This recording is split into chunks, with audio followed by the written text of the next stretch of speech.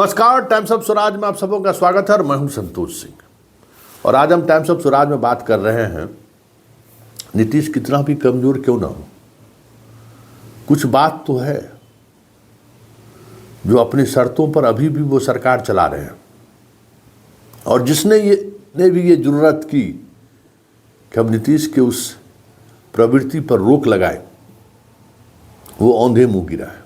BJP के साथ वापसी के बाद जिस तरीके से विजय सिन्हा और सम्राट चौधरी को बाएं और दाएं खड़े करने की बात सामने आई, मतलब मंत्री बनाए जाएंगे, तो लगा था हम लोगों को कि इस बार नीतीश कुमार की बंटाधार होने वाला है, या यूं कहीं इस बार नीतीश कुमार गए। लेकिन धीरे धीरे जिस तरीके से नीतीश कुमार कमान कस रहे हैं, ये दोनों शख्स पिछले बार गठबंधन टूटने के मेन वजह बने थे, मुख्य वजह बने थे। एक विधानसभा अध्यक्ष थे, एक मंत्री थे। लेकिन धीरे धीरे दोनों किस तरीके से नियंत्रण में आ रहे हैं, उनके बयानों से समझा जा सकता है।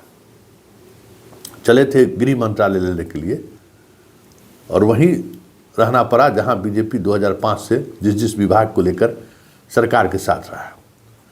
चले थे डीएम एसपी को फोन करने के लिए, थानेदार तक की पोस्टिंग की बात दोनों करने लगे, और हालात ये हुआ कि अब थाना प्रभारी भी फोन उठाने से परहेज कर रहा है। मतलब नीतीश के प्रशासनिक तौर तरीके पर अगर आप हस्तक्षेप किए तो फिर वो उसी एक्शन में जवाब भी देते हैं। चले थे शिक्षक संघ से बात करने, शिक्षक संघ का हाल देख ही लिए क्या हाल हुआ। लेकिन इन सब से इतर जो एक महत्वपूर्ण बात है जिसकी जानकारी हम आपको देने जा रहे हैं। देखिए, मंत्रिमंडल विस्तार को लेकर काफ़ी चर्चा हो रही थी कि भाई विधानसभा सत्र के बाद कहीं हो। लेकिन खबर ये आ रही है कि बीजेपी फिलहाल चाहती है कि विधानसभा सत्र के बाद नहीं, लोकसभा तक हम मंत्रिमंडल विस्तार को हम टालते रहे। क्योंकि मोदी और शाह के रहते हुए अगर बिहार के 3 बीजेपी के विधायक बगावत कर सकते हैं, तो जो अंदर खाने से खबर आ रही है कि मंत्रिमंडल विस्तार हुआ तो वो संख्या दर्जनों में जा सकती है। और सम्राट चौधरी और विजय सिन्हा के बस में नहीं है कि वो पार्टी को संभाल लें। क्योंकि अभी भी जो चीज़ें दिख रही हैं ना, वो यही दिख रही है कि बहुमत साबित करने में भले ही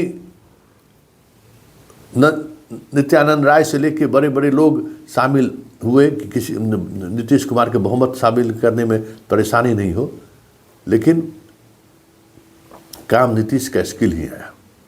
इसलिए वो एहसान भी सरकार के ऊपर नहीं है कि सरकार बजाने में हम आपको मदद किए।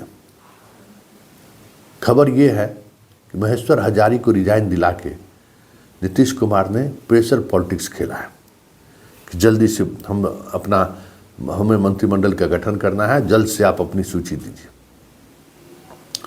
क्योंकि नीतीश समझ रहे हैं कि बीजेपी किस विवाद से बचना चाह रही है, और नीतीश ये विवाद देखना चाहते हैं। बीजेपी के अंदर जो कुछ भी हो रहा है, उनको शासन व्यवस्था को मजबूती से चलाने में मदद पहुंचा रहा है। सुशील मोदी को भले ही पर्दे के पीछे धकेलने की कोशिश हो रही है, लेकिन अभी भी बहुत सारी चीज़ें ऐसी हैं जो सुशील मोदी के बगैर सोचा नहीं जा सकता। और बीजेपी के अंदर जो चीज़ें चल रही हैं सम्राट चौधरी और विजय सिन्हा को लेकर, इसका लाभ नीतीश उठाना शुरू कर दिया। कई ऐसे बिंदु हैं जिन बिंदु पर अब नीतीश कुमार फ्रंट फुट पर खेलने का मन बना लिया है। सीट शेयरिंग का मामला हो, मंत्रिमंडल गठन का मसला हो, विधान परिषद के चुनाव का मसला हो, सब कुछ अब नीतीश फ्रंट फुट पर खेलने की सोच रखे हैं। ये चीज़ें अब दिखने लगी। क्योंकि बीजेपी ये सोच रही थी कि इस बार आ गए नीतीश कुमार तो इस बार इनको बढ़िया से हम लोग हजामत करेंगे। लेकिन हालात ये है कि वो क्या हजामत करेंगे, उनकी खुद हजामत होनी शुरू हो गई है। देखिए, राजनीति है, आगे आगे होता है क्या। लेकिन इतना तय है कि नीतीश जिस तरह मजबूती के साथ अपनी सत्ता व्यवस्थाओं को, पॉलिटिकल सिस्टम को मजबूती से अपने कंट्रोल में कर रहे हैं, आने वाले समय में बीजेपी के लिए 2020 के विधानसभा चुनाव की तरह किसी चिराग को खड़ा करके नीतीश कुमार को कमज़ोर करने की जो रणनीति पर सोच भी रहे हैं, पलटवार हो गया तो कोई बड़ी बात नहीं हो।